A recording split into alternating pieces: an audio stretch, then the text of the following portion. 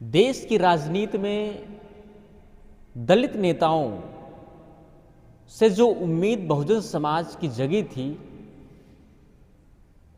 जिन दलित नेताओं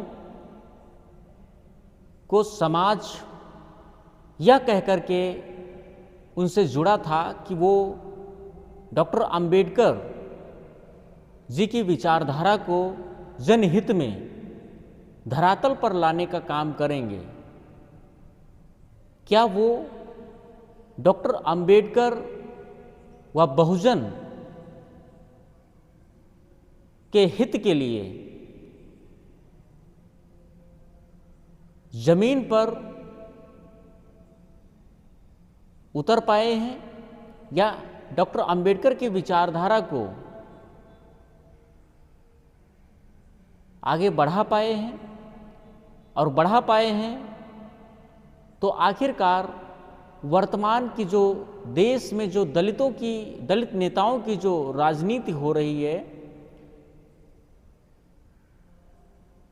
लगातार दलित उत्पीड़न बहुजन समाज पर हो रहे उत्पीड़न पर आखिरकार वो जवाब क्यों नहीं दे रहे हैं? क्या वो बहुजनों के हित के लिए कार्य कर पा रहे हैं?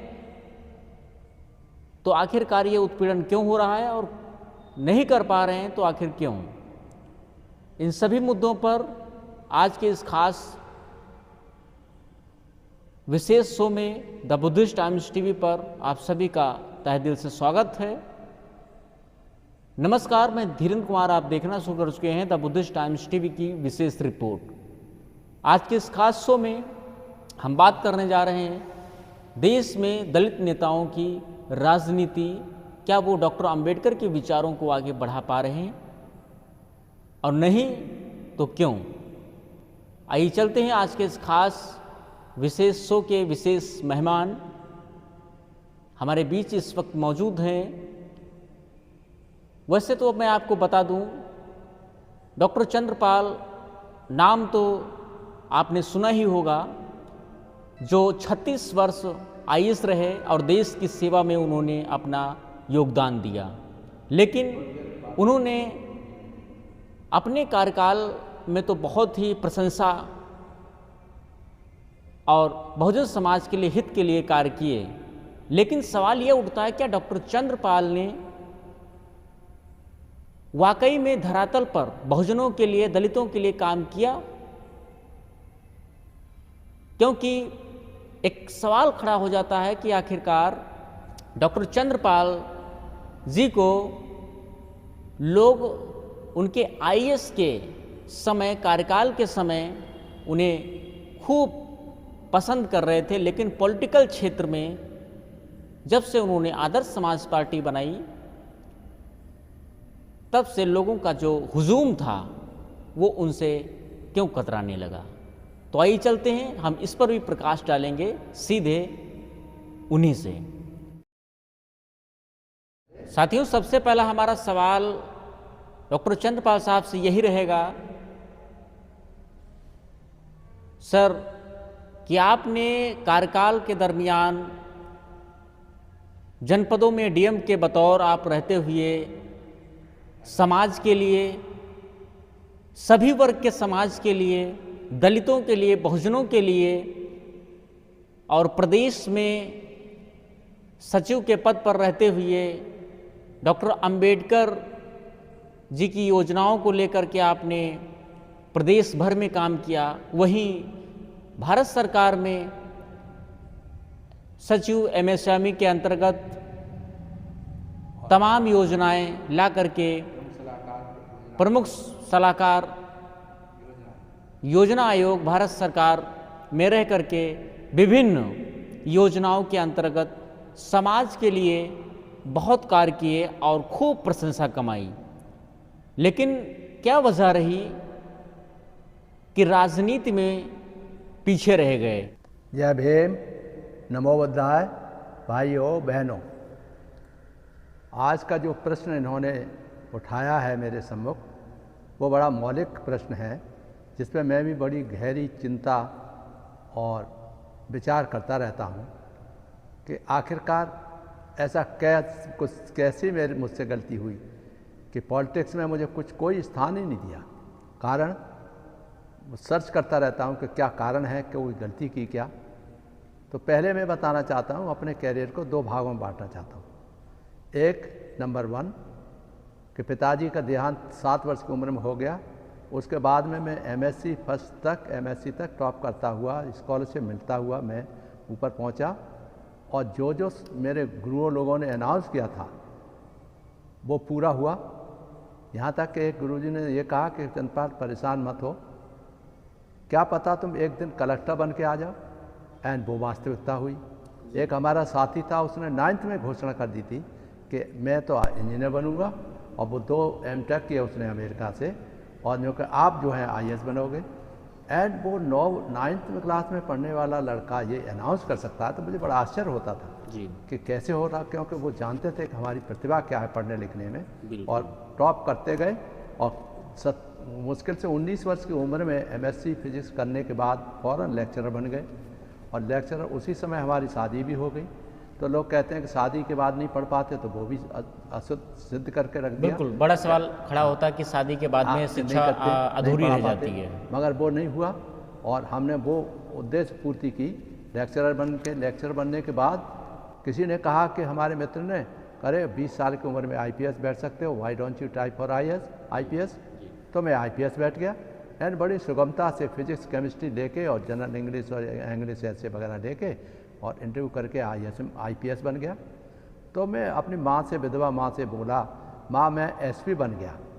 एसपी का नेचुरली जब लेक्चरर था मैं फिजिक्स का, और उसके बाद में आईपीएस से आ जाना और मालूम होना, तो महसूस होगा ही बहुत बड़ा पद है। बिल्कुल, 21 वर्ष की अवस्था में एसपी बनना, ये अपने में एसपी बना था, ये अंडर ट्रेनिंग में था, ये 21 वर्ष की उम्र में जी आईपीएस बन गया था ट्रेनिंग में।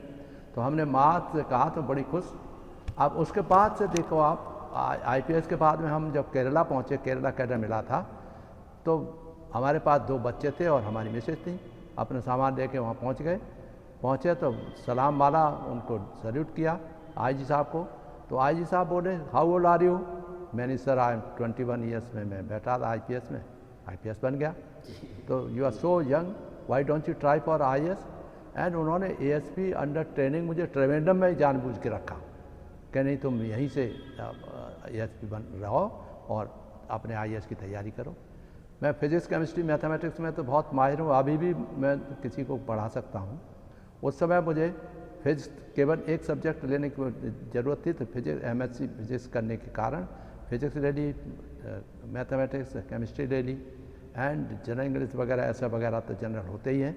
और मैं आईपीएस से आईएएस की मैं तैयारी करते हुए, नौकरी करते हुए भी मैं एक दिन की छुट्टी भी नहीं ली। कोचिंग सेंटर करना है, फलाना करना है, एंड मैं आईपीएस से आईएएस में बैठा। एंड आईएएस में भी आप अपने फादर के उससे आशीर्वाद से, माँ के आशीर्वाद से मैं आईपीएस से आईएएस बन गया। लगातार 72 में मैंने ज्वाइन किया आईएएस, और आईएफएस में भी मेरा सिलेक्शन हो गया था। मगर मैंने अपना कर्तव्य निभाने के लिए हमने कहा कि हम आईपीएस नहीं, आईएएस नहीं बनेंगे, वो इंडियन फॉरेन सर्विस नहीं जाएंगे, आईएएस बनेंगे, क्योंकि हमारी मदर हैं और हमारे 2 भाई हैं और सिस्टर हैं, उनकी सब जिम्मेदारी हमारे पास है। तो आईएएस में रहते हुए अच्छी तरह से उनका जीवन निर्भर करा सकते हैं। आईएफएस वाले जो दूसरे हमारे साथी थे, यूपी से ही थे और रिलेशन भी लगते थे, हमने उनसे सलाह दिया कि तुम आईएफएस ज्वाइन करो। उन्होंने आईएफएस ज्वाइन कर दिया, हमने आईएएस ज्वाइन कर लिया। और ज्वाइन करने के बाद ही जिम्मेदारियां कैसे निभाई जाती हैं, मैं सारे एडमिनिस्ट्रेशन सब जानते हैं, हम ही अकेले नहीं हैं। मगर वे वास्तविकता ये है कि बताना ज़रूरी है जनता को, क्योंकि सब नहीं जानते, बहुत पुरानी बात हो गई। तो मैं सबसे पहले ट्रेनिंग में पीलीभीत में पोस्ट हुआ। पीलीभीत में पोस्ट हुआ तो वहाँ पर हमारे पूर्व जो कलेक्टर थे वहाँ के, वो मिस्टर इंद्र प्रकाश एरन साहब हमारे साथ ट्रेनिंग में थे। उन्होंने हमको वहाँ पर मकान की सुविधा दे दी। एंड 74 में जब कुछ नहीं था, अंडर ट्रेनिंग थे, अंडर ट्रेनिंग में ही उन्होंने मुझे डीएसओ का चार्ज दे दिया।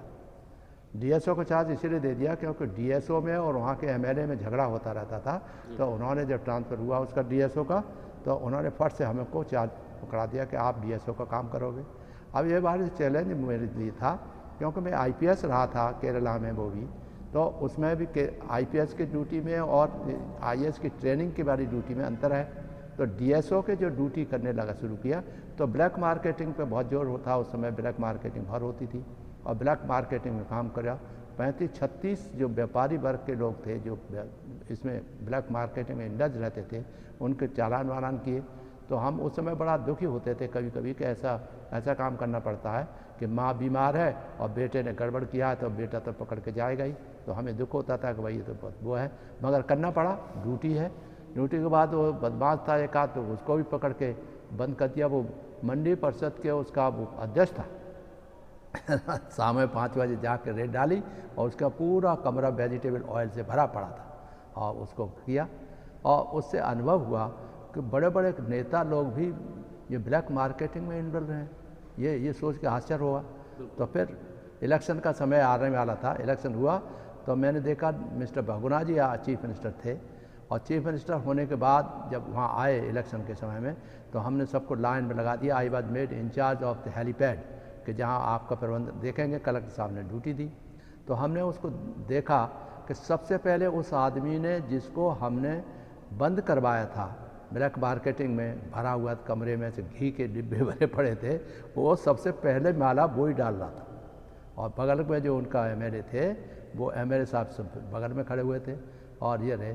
तो एक अनुभव वहाँ से शुरुआत हुई कि किस तरह से पॉलिटिक्स के द्वारा उनको तो पता नहीं होता कौन नीचे का आदमी क्या कर रहा है, और हमें माला लेके उसे गौरवान्वित वो कर रहा है कि देखो मैं मुख्यमंत्री के बड़ा नज़दीक हूँ।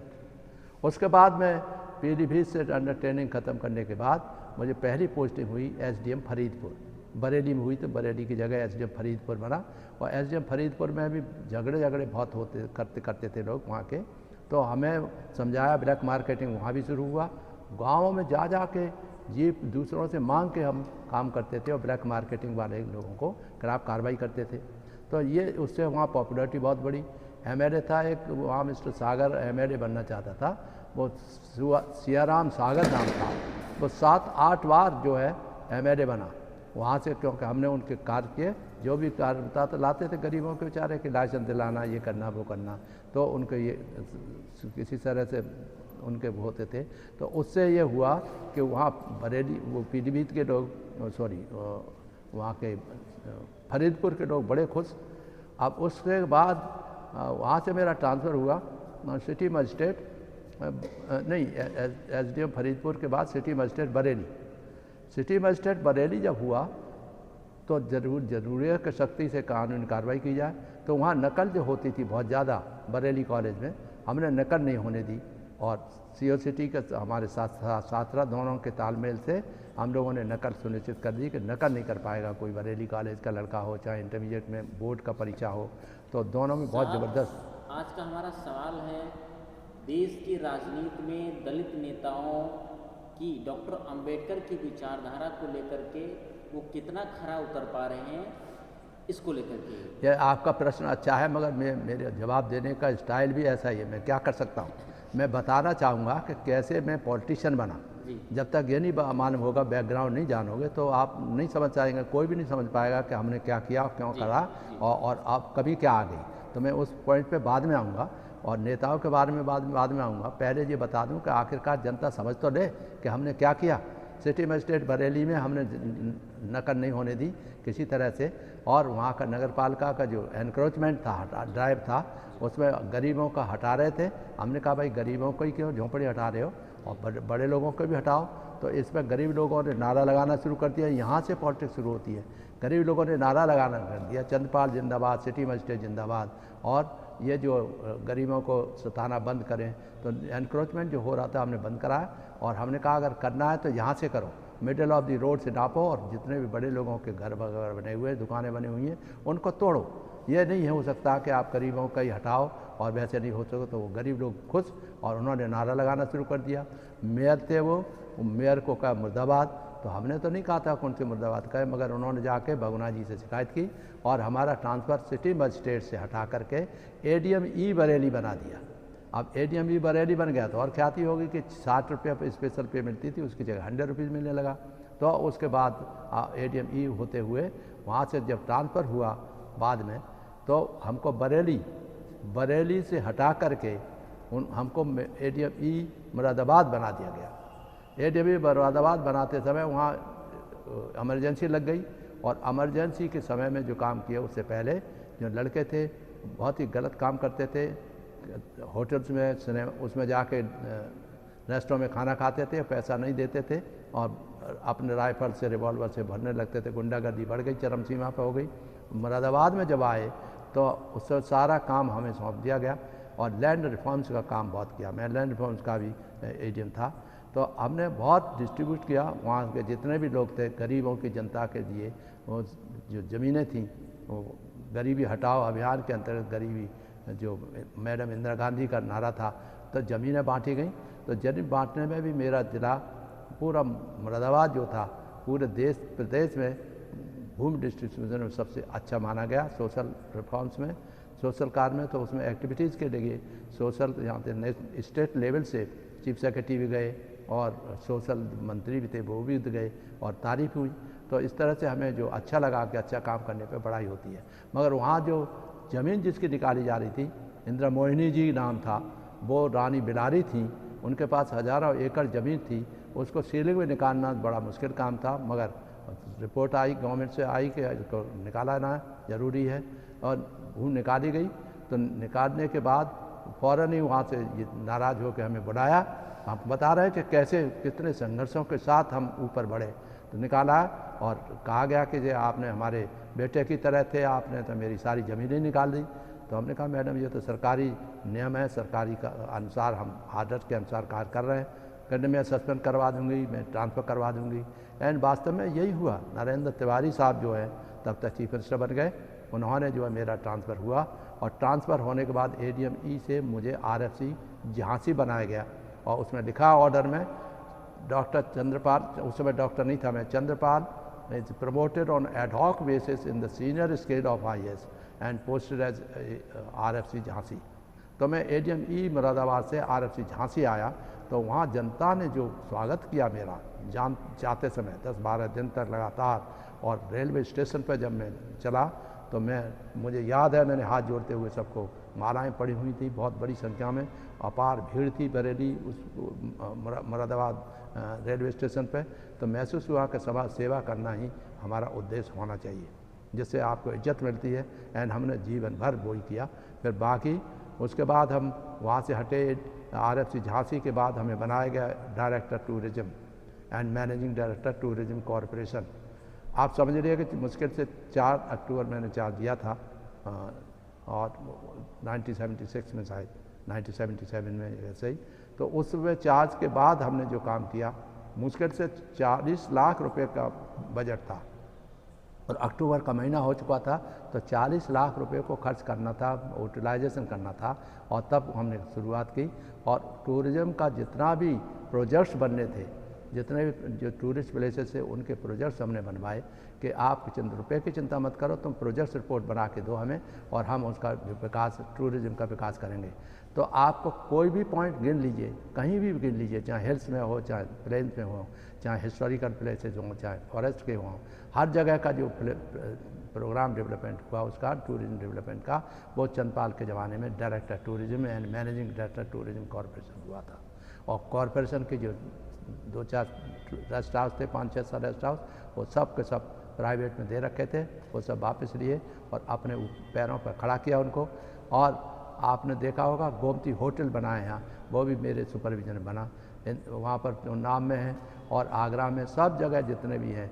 और ये निश्चित किया गया कि टूरिज़्म को हर तरह, हर सेक्टर में विकास किया जाए। ये हिस्टोरिकल प्लेसेस हुए, टूरिस्ट प्लेसेस हुए, और बाद में आपके बुद्धिस्ट प्लेसेस हुए, धर्म के राम कम्प्लेक्स है, कृष्ण कम्प्लेक्स है, भूमि कम्प्लेक्स, कोई भी जगह नहीं बचा जो विकास के लिए प्लान नहीं बनाया गया हो। तो आज मुझे प्रसन्नता होती है, गौरव है, और मुझे गर्व प्राप्त होता है कि मेरे ही सारे प्रोजेक्ट्स के आधार पर आज पूरे उत्तर प्रदेश में और देश में जो टूरिज़्म का डेवलपमेंट हो रहा है, वो बड़ा प्रशंसनीय है। उसी के वो नींव हमने डाली। गंगोत्री, यमुनोत्री, उत्तरांचल के जितने भी टूरिस्ट प्लेसेस हैं, सब मेरे पर्सनली गए हुआ था, और हर जगह जाके उनको नींव डलवाई, परवाई।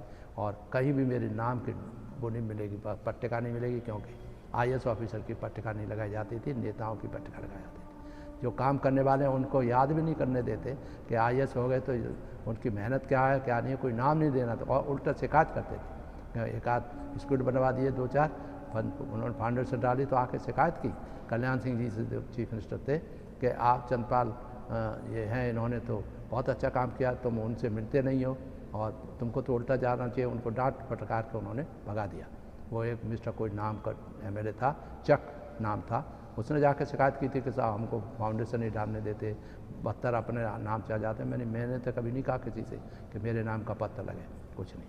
तो ये एक कहानी वहाँ तक की है। Director tourism, managing director, tourist Bangalore के साथ साथ टूरिस्ट जो जितने भी थे वो फेस्टिवल डिक्लेयर करे गए कि फेस्टिवल उनके नाम से फेस्टिवल हो गए।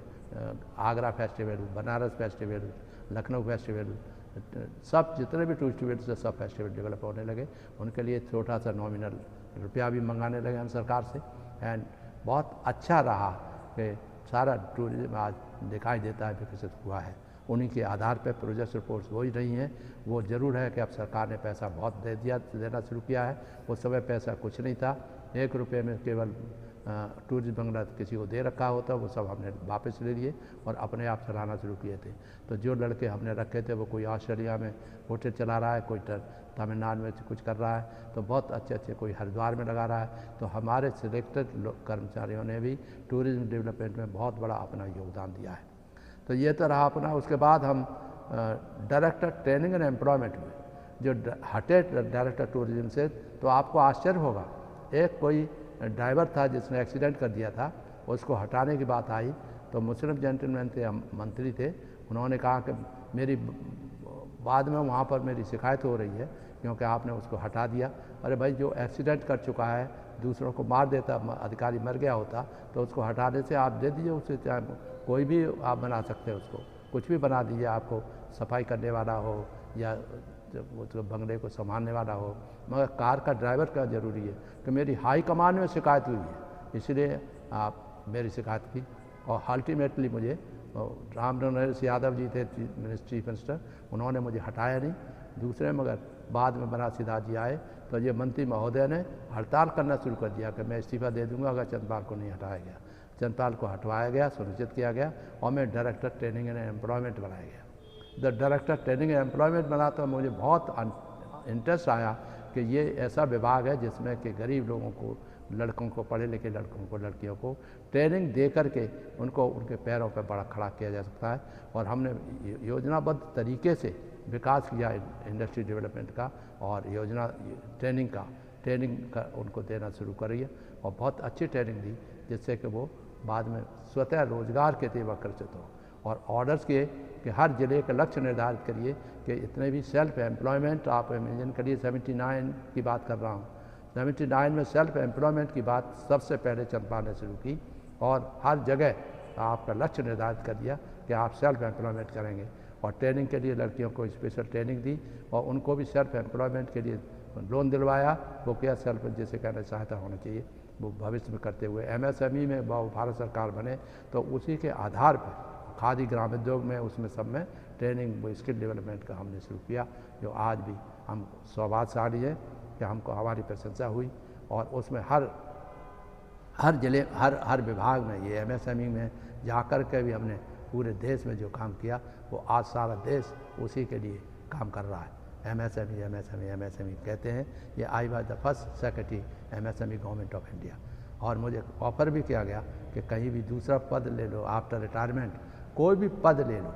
तो मुझे आश्चर्य होता है कि मनमोहन सिंह साहब ने मेरी काम को समझा और मुझे ये ऑफ़र दिया गया, मगर हमने रिक्वेस्ट किया था वो नहीं पूरा हो पाया। हमने कहा कि भ्रष्टाचार बहुत बढ़ रहा है, आप हमें अपना सेक्रेटरी बना लीजिए, क्योंकि हम MSME के रह चुके थे सेक्रेटरी, तो वहाँ हो जाए, ठीक है, कोई बात नहीं हो पाया। उन्होंने असफलता व्यक्त की कि पोस्ट नहीं है, तो हमने कहा अब हम नौकरी बहुत कर चुके, अब हम नौकरी नहीं करेंगे, हम जा रहे हैं। तो उस समय आप समझिए कि हमें अगर जाते पॉलिटिकली हमको ये होता तो हम उस समय पॉलिटिक्स में चले गए होते, मगर नहीं गए क्योंकि हम मानवता के और कोई अच्छे काम करने का मौका मिलेगा। खैर अभी तक मुझे कोई अच्छा मौका नहीं मिला। अपनी पार्टी के अपनी जो वो थी 95 में मुझे पुरानी सेक्रेटरी मायावती जी ने बनाया था। जैसे चीफ मिनिस्टर बने तो उन्होंने प्लानिंग सेक्रेटरी बनाया था यूपी का, और प्लानिंग सेक्रेटरी के रूप में जो मैंने काम किया है बहुजनों के लिए बहुत ही इम्पोर्टेंट है, ब्राकबट के लिए बहुत इम्पोर्टेंट है, हर एक के लिए जो हमने काम किए उसमें जो स्पेशली स्वीकार सब प्लान जो बनाया कि उनको कुछ मिलता ही नहीं था। हाउसिंग कमिश्नर आता 86 में, उस समय केवल 2% 2.5% मकान अलॉटेड हुए थे, जबकि हमने कहा कि आज से 21% मकान उनको मिलना चाहिए। तब हमारे अनुसूचित भाइयों को जितने भी मकान आज दिखाई दे रहे हैं उनके पास, वो हमारे द्वारा दिए हुए मकान हैं। तो ये जो मकानों का डायरेक्ट ट्रेनिंग एम्प्लॉयमेंट का, खादी ग्रामीण उद्योग में यूपी के, वो सब हमारे किए हुए हैं। एक बहुत ही इम्पॉर्टेंट वो है कि बहुजनों के लिए काम के बताना चाहिए। आप आश्चर्य हो गए कि जितने इस तरह के लोग थे वो मरे हुए जानवर खींचने का काम करते थे, पशु विच्छेदन करते थे। वो 4 आदमी लेके जाते हैं और उनको रुपया कुछ नहीं मिलता था, उसका सारा रुपये की कमाई जो ठेकेदार था वो ले लेता था। तो हमने कहा ये तो बहुत ही अन्याय बात है, शोषण हो रहा है। तो उसके लिए हमने एक बताया कि जो केवल स्वतः अपने हाथ से चमड़ा निकालने खींचने का काम करता है वो ही सदस्य होगा इस कमेटी का, और कमेटी का बनाई गई। तो 2000 कमेटी बनी। जो वो तो उनकी इनकम बहुत अच्छी बढ़ी, तो इनकम बढ़ी अच्छी और अच्छे चलने लगे। तो लोग जो नेता थे वो बहुत से घबरा गए कि ये तो इससे क्या है, यानी आप समझो कि शोषण मुक्त समाज बना के रख दिया कि आप गरीब आदमी के इस तरह का घृणित काम कराते हो और फिर आप जो उसको पैसा भी नहीं, तनख्वाह भी नहीं देते। वो सुधार किया था, मगर नेताओं ने मुझे वहाँ से हटवाया। हटवाने के बाद इतना दबाव पड़ा माननीय काशीराम जी के ऊपर कि उनसे और माननीय मुलायम सिंह यादव के बीच में चर्चा हुई और कहते रहे 1 महीने तक ये होता रहा कि किसी तरह चंद्रपाल को वहीं भेजना है वापस, क्योंकि ट्रांसफ़र करवा दिया था। तो मुझे वापस भेजना पड़ा खादी ग्राम उद्योग। इतिहास है ये कि चंद्रपाल को खादी ग्राम उद्योग विभाग में फिर से उस काम को पूरा करने के लिए वापस किया गया था। तो ये हमारे कर्मठता दिखाई देती है कि कितना है। उसके बाद आप समझिए सारी इतिहास में इसीलिए बता रहा हूँ कि लोगों को आँख सुन लें, कान खोल के, कि हमने क्या किया है, कौन कर सकता है इतना। ये बताए इतनी परिस्थितियों और परिस्थितियों के बावजूद भी कोई नहीं कर पाया जो हमने किया। अब उसके बाद जो है आप समझिए कि सेक्रेटरी बने, हाउसिंग कमिश्नर में ट्रांसफ़र हुआ तो 6 महीने छुट्टी रहना पड़ा, क्योंकि बेईमान को मैंने मकान नहीं दिया और दबाव डालते रहे। माननीय मुख्यमंत्री आपके जो वो थे, तो मुख्यमंत्री जो थे वो उन्होंने भी वीर बहादुर सिंह साहब ने 4 बार मुझे बुलाया। सारे इस्तीफ़ा देगा बोर्ड, हमने नहीं दिया, गलत काम नहीं करेंगे चाहे कुछ हो जाए, और नहीं गया। 6 महीने मुझे छुट्टी बैठाना चाहिए। ये भी जनता को मालूम होना चाहिए कि हमने कैसे संघर्ष किया, क्या नहीं किया। कोई गलत काम नहीं किया, मगर ये इस तरह से हमको परेशान किया गया। ये तो आपकी कहानी है आप टू वो। फिर मेरा प्रमोशन हुआ धमकी देके, तो मुझे मालूम क्या किया गया, सचिव मद्य निषेध बनाया गया। और सचिव मद्य निषेध जब बनाया तो हमको वीर बहादुर सिंह साहब नीचे ले गए, जहाँ गाड़ियाँ खड़ी होती हैं। वो कहते हैं चंद्रपाल सॉरी, आपको जो मैं तो सचिव अवकारी बनाना चाहता था, मगर आपके साथी लोग कह रहे थे कि न तो वो पीता है न पीने देता है, इसलिए आपको मद्य निषेध का सचिव बनाया। मैंने कहा बहुत अच्छी बात है, कोई बात नहीं, आपने प्रमोशन तो कर दिया, आप तो धमका रहे थे कि सस्पेंड कर दिया जाएगा, नहीं कर दिया जाएगा, मकान गलत आदमी को दे दो तो ठीक है, नहीं तो नहीं। डायरेक्टर मंडी परिषद बनाया, तो डायरेक्टर मंडी परिषद जो बनाया 4-5 महीने बैठने के बाद, तो कहते हैं कि साहब इसलिए कि यहाँ तो 100 करोड़ रखे हुए हैं। मैंने कहा चीफ सेक्रेटरी से, कल्याण कृष्ण चीफ सेक्रेटरी थे, मैं नाम लेके कह रहा हूँ। तो मैंने कहा कि मैं इसके लिए थोड़ी हूँ कि 100 करोड़ रखे हैं या 200 करोड़ रखे हैं, आप जिसको देना हो दे दीजिए, मुझे नहीं चाहिए। मैं छुट्टी रहा कितने दिनों तक। फिर मद्य निषेध के सचिव 5-6 महीने रहने के बाद फिर कहीं सेक्रेटरी जाने क्या एग्रो, हाँ यूपी एग्रो बनाया गया। यूपी एग्रो बंद होने वाली थी, ऑर्डर कर दिए गए थे कि क्रोच की जाती है, मगर फिर अंततः तो हमको सचिव बेसिक एजुकेशन बनाया गया था।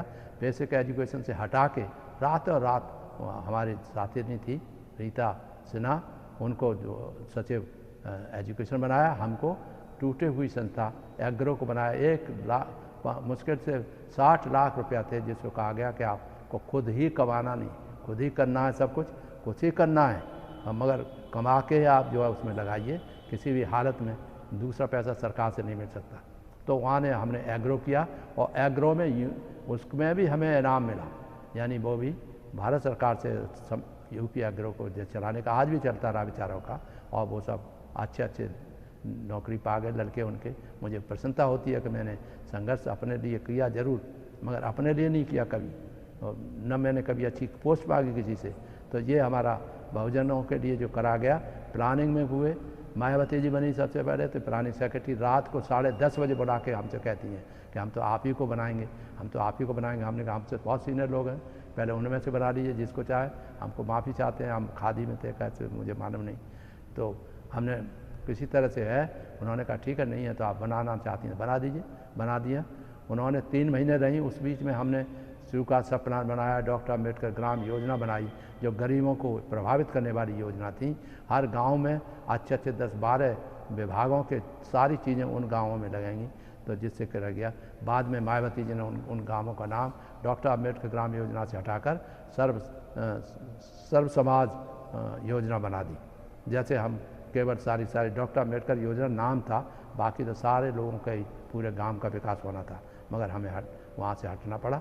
और वहाँ से हटे तो हटने के बाद फिर जो सेकंड टर्म जैसे बने, तो ट्रांसपोर्ट सेक्रेटरी उन्होंने बना था। मैं उस समय जब मैं था, तो ट्रांसपोर्ट सेक्रेटरी में चेयरमैन UPSRTC भी थे, मगर वहाँ पर जो मंत्री महोदय जो थे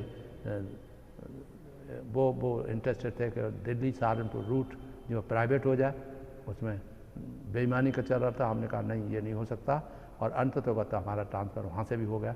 कारण ही ऐसे ट्रांसफ़र होते रहे, और ये हमने उन्हीं लोगों के लिए जिनके लिए काम किया था, उन्हीं के काम करते हुए हमारा ट्रांसफ़र किया गया है। ये जो आश्चर्य होता है मुझे, और आप बहुजन की बात करती हैं, और दूसरों को ये जो आपके पास एक वो भी थे मंत्री, जो लॉयर थे सतीश मिश्रा जी, नाम देता हूँ, सतीश मिश्रा जी से उन्होंने ऐसे ऑर्डर कराए जैसे महिला सुकाश की महिला की वो हो जाए, रेप हो जाए या कुछ हो जाए, तो उसका पहले मेडिकल एग्जामिनेशन होगा, तब उसका केस रजिस्टर होगा, जबकि दूसरों के साथ ऐसा नहीं होता। ये बात कानपुर में एक मीटिंग में खड़े होकर महिलाओं ने कहा, तो मैंने आके यहाँ कहा था, राजभर जी थे, स्पीकर थे, एंड मौर्य थे, he was also I think party के यहाँ चला रहे थे, लीडर थे, अपोजिशन लीडर, तो लीडर रहे होंगे मौर्य जी। तो मौर्य जी उसमें रहे, और सबसे कह के आया था कि मैं रिटायर हो गया हूँ। 99 में उन्होंने हमसे कहा था, हम बेटे कार्ड देने गए थे, तो हमसे कहा था, उन्होंने कहा आप हमारे साथ आ जाओ, पॉलिटिकली आ जाओ। तो हमारी मिसेज की गलती रही, उन्होंने कह दिया इनको तो भारत सरकार का सचिव बनना है, ये कैसे आ सकते हैं, और मैं आपके साथ नहीं आ सकती क्योंकि आप धरती पर नहीं बैठ सकते, मैं धरती पर नहीं बैठ सकती, मेरे घुटनों में दर्द है। ये इस पर नाराज़ होकर के तब से वो इतना खुंदक खाई कि हर जगह जहाँ जब वो पावर में आई, हम बिमला को किसी तरह से नहीं जीतने दिया। जाके कहती थी कि बिमला को हारना है, चाहे और कोई हारे ना हारे, जीतना है, बीजेपी को जिताना है, चंद पार पे मैसेज हारना चाहिए। पता नहीं क्या खुंदक खाई हम तो बनाए। मैं समाज को ये बताना चाहता हूँ, हमारी तरफ से कोई बताए कि हमने क्या कौन सी तरफ से मायावती जी का साथ नहीं दिया, हमेशा साथ दिया, मगर उन्होंने हमारा बहुत नुकसान किया है। अभी तक नुकसान हम झेल रहे हैं और झेलते रहेंगे, कोई दिक्कत नहीं, मगर हम जो सिद्धांत हम बाबा साहब को लेकर के चले हैं, ये सब दिखावटी लोग करते हैं। मैंने कभी दिखावटी डॉक्टर अम्बेडकर साहब का वो नहीं किया, शुरू से लेकर आखिर तक जो भी है। अब जैसे उदाहरण के लिए बाबा साहब डॉक्टर अम्बेडकर के बारे में कहा जाता था, जो भाजपा लोगों ने कहा कि साहब बाबा साहब ने पाकिस्तान बनवाने के लिए सलाह दी थी कि पाकिस्तान बन जाने थी, he was in favour of creation of Pakistan, जबकि बाबा साहब ने कभी कहा नहीं। थॉट्स ऑन पाकिस्तान भाई बाबा साहब डॉक्टर अम्बेडकर किताब है, कोई पढ़ के देख ले। उसमें हमने कहा कि बाबा साहब ने तो ये कहा कि कोई नहीं, जिन्ना और हम सब बैठ के काम करेंगे और उसको आगे बढ़ाएंगे। वो नहीं हुआ तो चलता चला गया। इसलिए हमने उसे करा जैसे हमने कहा कि बाबा साहब ने नहीं किया, कहा, और जो कह रहे गलत है, वो उनकी इमेज खराब जो हो रही है वो हम नहीं खराब होने देंगे। और अंततोगत्वा हमारा जो है वहाँ से ट्रांसफ़र हो गया, और मायावती जी ने ट्रांसफ़र किया, और आश्चर्य है कि उन्होंने बिना पूछे ताछे आप ट्रांसफ़र कर देते। ट्रांसफ़र तो ठीक है, भुगतना है, हम छोटे थे, हम सेक्रेटरी रह चुके थे, प्रिंसिपल सेक्रेटरी विभाग के, हमसे नीचे उन्होंने पोस्ट कर दिया, जूनियर आदमी को सेक्रेटरी बना दिया प्रिंसिपल सेक्रेटरी, और हमको बना दिया शारदा सहायिका को। तो हमारे किसी मंत्री ने जाके कहा उनसे, बहन जी ऐसे बड़ा अन्याय हो रहा है, तो ये तो नहीं है।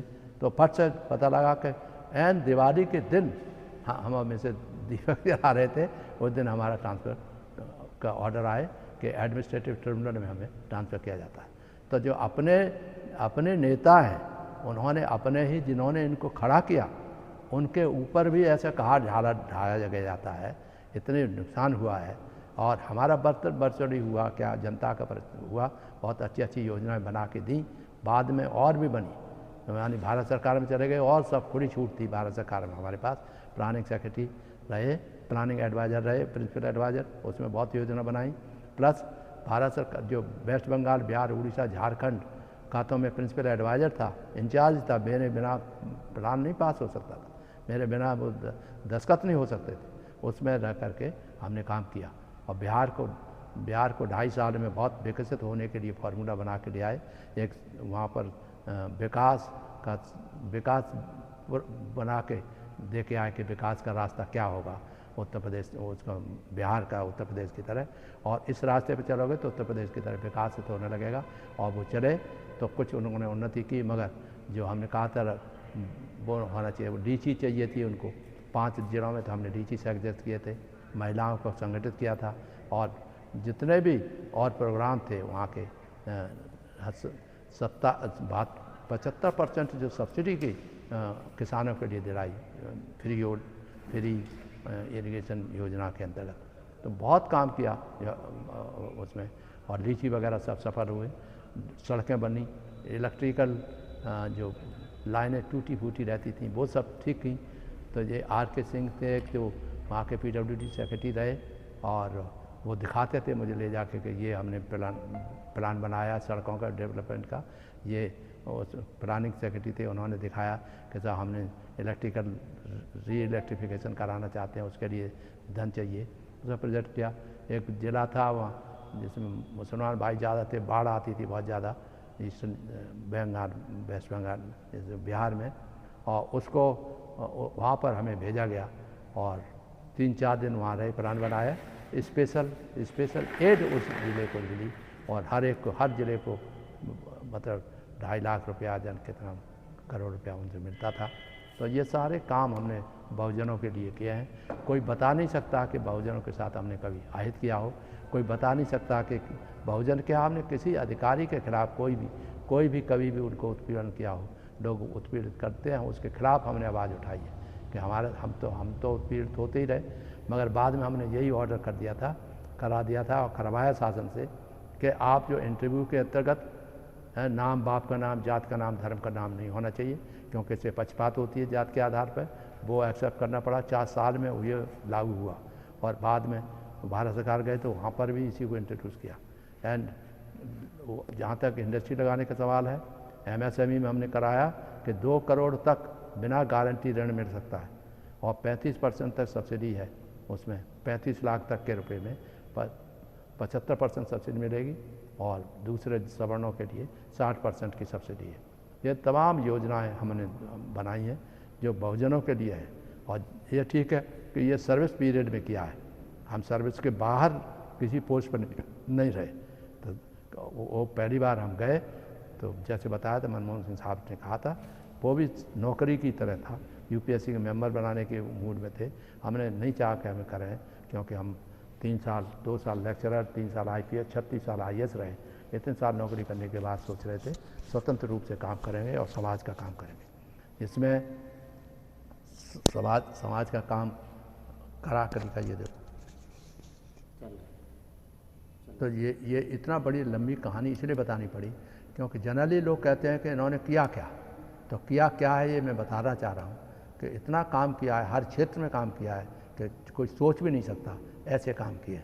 तो इसलिए मुझे गर्व है इस बात का, क्या भले कोई कुछ कहता रहे, मगर मुझे हृदय से बड़ा सेटिस्फेक्शन है कि मैंने छोटे से लेके बिना बाप के बेटे होते हुए उनके विधवा औरतों, महिलाओं के लिए कैसे सिस्टम होना चाहिए, कैसे उनको पेंशन मिलनी चाहिए, कैसे उनको सब चीज़ बता दी है जो होता है। किसानों के ज़मीनें कैसे बचाई जाएं, कैसे डॉक्टर अम्बेडकर ग्राम योजना बनाई, कैसे अम्बेडकर भवन बनाने के लिए ऑर्डर किए गए कि बुद्ध का उसका। आज के लोग जो हैं, जो ज़मीन बांटी गई थी डॉक्टर अम्बेडकर विकास योजना के अंतर्गत, तो वहाँ एक भवन बनना था, उस भवन में बुद्ध की मूर्ति रखें या डॉक्टर अम्बेडकर की मूर्ति रखें, उससे शासन को क्या अंतर पड़ता है। मगर उसे अनावश्यक रूप से रोज़ाना आए दिन यही होता रहता है कि वहाँ पर बुद्ध की मूर्ति लगनी है, डॉक्टर अम्बेडकर की मूर्ति लगनी है, तो हाय तौबा मचने लगता है। फिर हिंसा की तरफ लोग जाते हैं, हिंसक होते हैं, उत्तेजना भरे होते हैं, मानने की बात करते हैं। यहाँ तक कि हमारे चीफ जस्टिस ऑफ इंडिया तक के नहीं बख्शा और उनको भी बेइज्जती की, क्योंकि वो बहुत सख्ती से काम कर रहे थे। हम तो जीवन भर इसी शक्ति की वजह से मार खाते रहे, हमारे को कोई कहने वाला भी नहीं था। मैं अधिकारी कल्याण परिषद का अध्यक्ष रहा हूँ, यानी जब तक मैं भारत सरकार नहीं गया तब तक इनकी हमेशा सहायता की। मगर मेरे साथ जब अन्याय हुआ कि 5 महीने 6 महीने में बैठा रहता था, 5-5 महीने मायावती के द्वारा, और वो किसी के नहीं, जो अपनी अपनी कहते हैं, उनके कार्यकाल में भी ऐसे मेरे साथ होता रहा। तो इससे महसूस होता है कि कैसा क्या है जो अच्छा काम करने वाला है उसको ही हतोत्साहित किया जाता है। तो कैसे आप कहोगे कि आप हमारे हैं, हमारी हमारी हमारी चिल्लाते हैं लोग, बहन जी चिल्लाते। मैंने कहा मैं मैडम कहता हूँ, सम्मान सहित मैडम कहूँगा, मगर उनके द्वारा किए हुए काम है मैं कभी जीवन में भूल नहीं सकता कि उन्होंने जो मौका दिया हमें, हमने काम किया। और अगर मौका नहीं मिलता तो हो सकता है कि हम कुछ नहीं कर पाते। ये इसके लिए मैं उनको क्रेडिट देता हूँ और माननीय काशीराम जी को क्रेडिट देता हूँ। आगरा जा रहे थे, पहली बार जब बने थे तो हमसे कहा कि चंद्रपाल आप आगरा आ रहे, हम जा रहे हैं, आप आगरा के हो, बताओ क्या करना चाहिए जिससे वो लोग हमें खुश हो जाए। तो हमने कहा वहाँ का यूनिवर्सिटी तो लोग खुश हो जाएंगे। मानिक चंद जाटव वीर थे, उनको कुछ 50 लाख रुपया दे आइए, क्योंकि माननीय हमारे गवर्नर साहब जाते हैं वो 40-50 लाख रुपया दे आते हैं। आज हम अपने लिए ही तरस रहे, हम देते थे दूसरों को स्कूल बनाने के लिए। यहाँ आज हमारे जो जहाँ 27 लाख रुपए में हमें मिल जाना चाहिए था प्लॉट ये बैठे जिसमें, वो आज उसमें हमसे करीब लाखों रुपया अधिक ले चुके हैं। अब हम रिप्रेजेंटेशन दे रखा है, अभी तक कोई निर्णय नहीं हो पा रहा। ये भी एक हमारा एक तरह से वो हतोत्साहित करने वाला बात है। तो ये तो रहा कि हम पूरे जीवन भर कैसे हतोत्साहित किया गया, कैसे हमें परेशान किया गया, कैसे उसके बावजूद भी हम जो हैं इंक्वायरी कराई। इंक्वायरी करा, हमने कहा कुछ नहीं, हमारे करा कोई मतलब नहीं, जितनी चाहो इंक्वायरी करा लो। एक रास्ता निकाला फिर लोगों के लिए कि भाई जो भी शिकायत करे उससे एफिडेविट दो, जिससे कि वो गलत अगर एफिडेविट देता है तो उसके खिलाफ मुकदमा दर्ज करके उसे जेल भेजा जा सका। तब से हमारे IAS ऑफिसर, यूपी के तमाम IPS IAS वो उससे सुरक्षित हैं और उनके खिलाफ अब उस तरह की वो नहीं हो सकती, गड़बड़ी नहीं हो सकती। तो ये था हमारी सर्विस, जॉइंट सर्विस के अंत तक की एक कहानी, जो हमेशा हमारे साथ जास्ती की कहानी है। कुछ कभी हुए, कितने कैसी खराब पोस्टिंग हुई, बिना कारण के हमारे साथ जास्ती हुई। जैसे सचिव मद्य निषेध, सचिव उसमें भी हमने काम करके दिखाया है। आप ये क्या कहते हैं इसको, धर्मार्थ कार्य, भाषा, आचार आदर है, एंटरटेनमेंट टैक्स कमिश्नर। तो मतलब ऐसी पोस्टें दी गई कि इसको किसी तरह से जो इतना हरेस किया जाए जिससे ये आत्महत्या कर ले। मगर मैं भी अपने फादर का बेटा हूँ, स्वतंत्रता सेनानी का बेटा हूँ, मेरी विधवा माँ के खून पसीने से बड़ा हुआ हूँ। किसी से एक पैसा उस समय भी नहीं लिया और आज तक भी जीवन में कोई बता नहीं सकता कि मैंने किसी से एक पैसा भी लिया हो। इलेक्शन भी लड़ा तो अपने ही मर्जी से लड़ा। जब मैडम को इलेक्शन लड़ाने के लिए BP सिंह साहब मेरे घर पे खुद आए थे, आप आश्चर्य करो, सब आए थे। तब हमने बहुत मुश्किल से परसुएट किया, ठीक है चले जाओ, जब आए हैं तो वो करें। फिर दूसरे माननीय मुलायम सिंह यादव जी और उनके भाई ने रात में एक तो यहाँ खुर्जा से लड़ाया, कह रहे चंद्रपाल वो तो तुम तो सब जगह पॉपुलर हो, विमला जीत जाएगी, खड़ा करना पड़ा और बेचारी के। फिर उसके बाद हाथरस से खड़ा किया, हाथरस में रात के 10:30 बजे टेलीफोन किया नेताजी ने कि विमला जी कहाँ, विमला चोरी जगा दो। तो मैं उस समय भाषा में था या धर्माधिकार में सेक्रेटरी था, तो उन्होंने बाद में मुझे PWD सेक्रेटरी बना दिया और फिर समझे कि इससे मैं जो चाहूँगा करूँगा, और उनको करना पड़ा। मुझे दबाव पड़ा मेरे ऊपर और लगा दिया, मगर गए नहीं। जो भाई थे उनके संबल से इलेक्शन लड़ रहे थे, वो कहने एक बार भी कहने नहीं प्रचार करने गए और उन्होंने सजेस्ट किया था जो उनके कजन ब्रदर हैं, मान्य मुलायम सिंह यादव जी। तो हमारे साथ तो बहुत जातियाँ होती रही हैं, कोई बात नहीं। पॉलिटिकली लोगों ने, पॉलिटिकली तो हमारे साथ पहले तो हम लड़े, 2009 में इंडिपेंडेंट थे, तो इंडिपेंडेंट हारने के बाद लोगों ने कह दिया कि इंडिपेंडेंट कैसे जीतेंगे। दो बाद में जो लड़े हैं, पार्टी बनाने के बाद लड़े, 2009 में पार्टी बनाई, 2011 में रजिस्टर हुई। उसके बाद जो लड़े उसमें बड़ा साफ था कि हम किसी पार्टी के साथ नहीं करेंगे, क्योंकि हमने पार्टी अब इन्हीं परिस्थितियों को ध्यान में रखते हुए जिनको हमने झेला है, भ्रष्टाचार हटाओ, हैं, देश बचाओ, राजनीति अपराधीकरण बंद करो, देश बचाओ, यानी सांप्रदायिकता बंद करो, ये सब 4-5 पॉइंट के मुख्य मुद्दे हैं। वो है महिलाओं का आदर करो, सब कुछ है, बहुत बड़ी वो है, इसके अनुसार से होगा। अब आती है आपकी इस पार्टी के द्वारा आपने क्या किया है। पार्टी के द्वारा जो इलेक्शन लड़े हैं वो जो है, हम तो दया करुणा प्रेम मैत्री के संयोजक हैं, उसी को मानते हैं, बाबा साहब को मानते हैं, भगवान बुद्ध को, सबको मानते हैं, और सारे किसी धर्म से घृणा नहीं है। हाथ जोड़ के वोट मांगना हमारा धर्म था और अभी भी किए हैं हम 2 बार, भले ही हमें हरा दिया गया हो।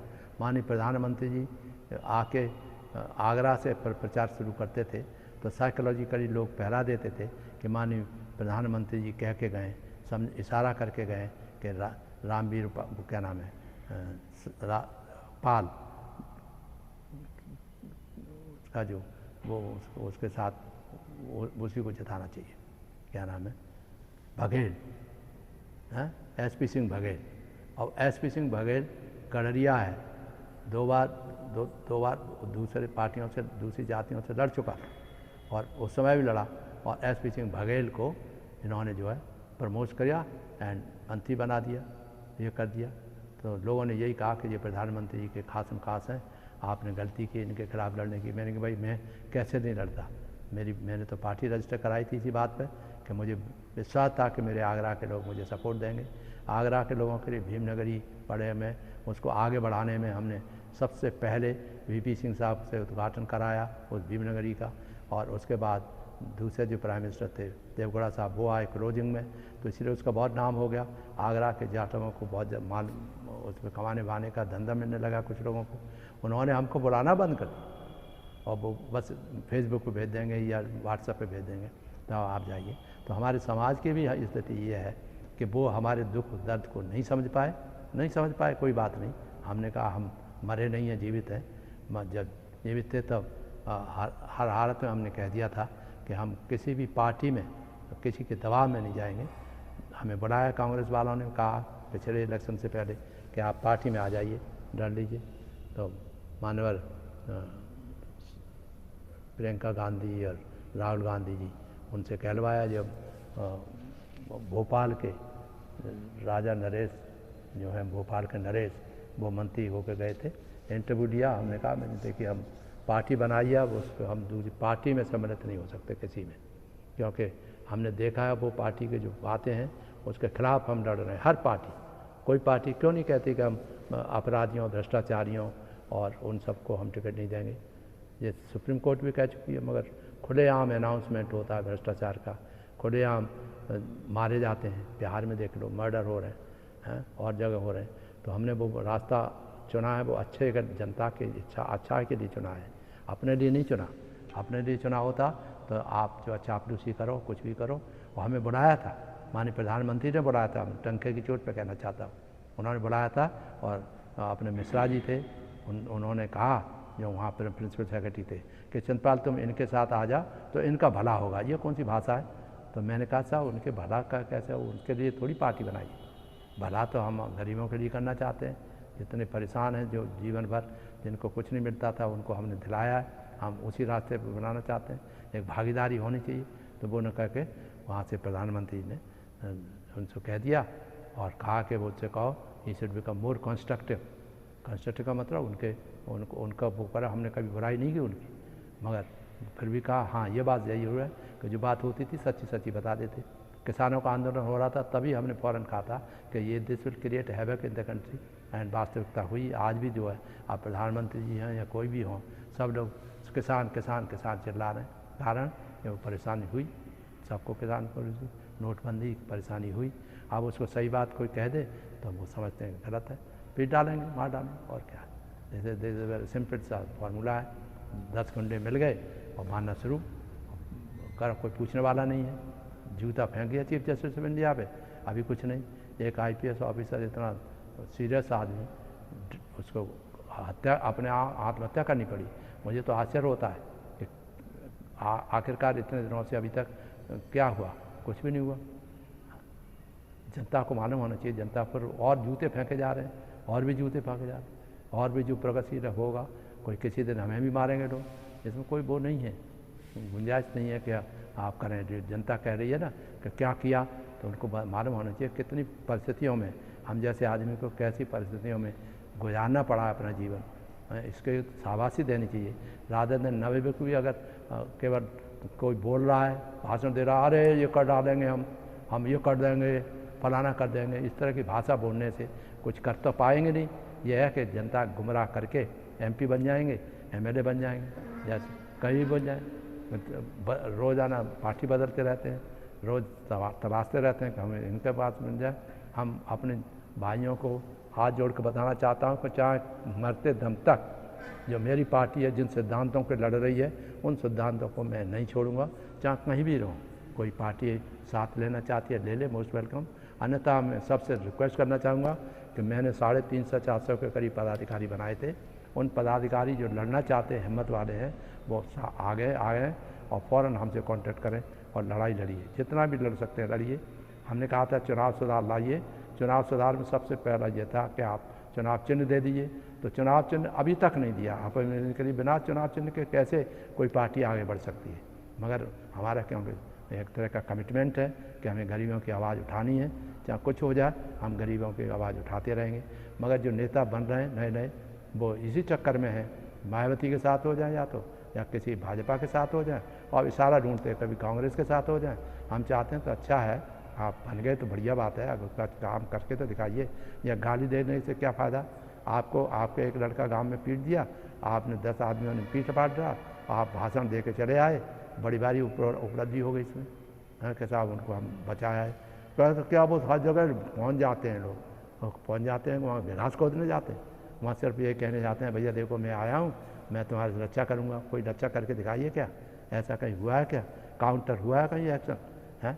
डॉक्टर अम्बेडकर और उनकी मूर्तियों के ऊपर झगड़ा करते रहते हैं, जबकि हमने सिंपल से बता दिया था कि डॉक्टर अम्बेडकर ग्राम योजना के अंतर्गत ये सब है, भवन बनेगा और भवन में जो भी अपने प्रार्थना वो करना चाहे और उसके लिए मूर्ति लगाना चाहे उस प्रांगण में लगा सकते हैं। तो इस पर ध्यान देने की बात है, ये समाज का काम नहीं क्या है। जितने भी मूर्तियाँ लगी हैं पहले भी डॉक्टर अम्बेडकर की, तो उसमें उत्तर प्रदेश में हमारे अलावा कौन जाता था। कोई ऑफिसर बता दे कि कई प्लेटफॉर्म पर बोलता था अम्बेडकर जयंतियाँ हैं या कुछ भी हो, कोई नहीं जाता डर के मारे। आज अपने हीरो बनना चाहते। थैंक यू, जय भीम, नमो बुद्धा। अगर मैंने कोई गलत बात कह दी हो तो मैं हमेशा भैया माफ़ी चाहता हूँ।